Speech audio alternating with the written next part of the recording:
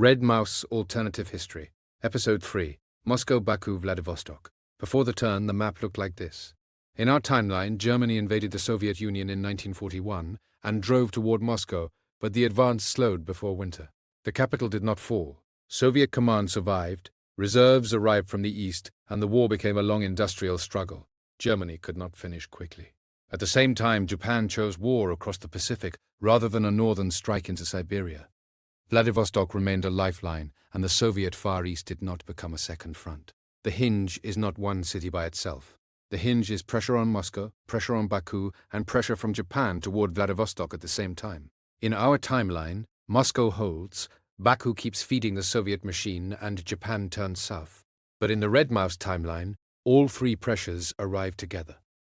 In the Red Mouse timeline, Barbarossa is not delayed by the Balkan crisis and the Italian campaign in Yugoslavia. Germany begins earlier, keeps more summer campaigning time, and reaches the decisive autumn with a little more fuel, a little more road space, and a little less exhaustion. That does not magically solve German logistics, but it changes the margin. Army Group Center can push harder toward Moscow before winter closes. At the same time, Japan attacks in the Far East, threatening Vladivostok and fixing Soviet forces that Stalin historically moved west.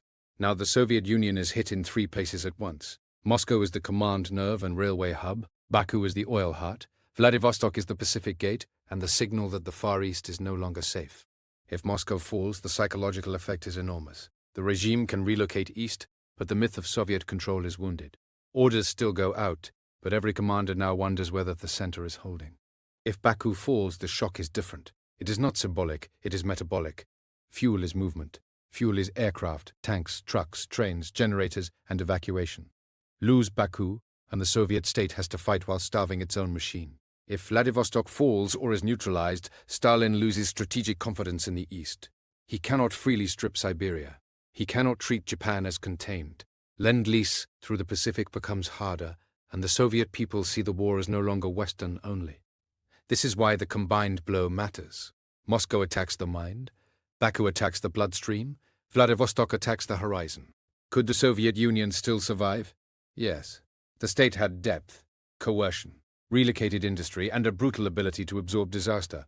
But after losing Moscow, Baku, and Vladivostok, survival depends on political cohesion more than battlefield courage.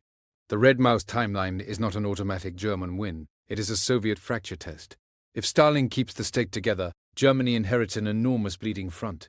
If the state cracks, Germany gets the settlement Hitler could never force in our timeline. Red Mouse postulates that earlier Barbarossa, joined by Japanese pressure in the east, gives Germany its best possible 1941. The map looks like victory, but the real question is whether the Soviet system breaks before German logistics do.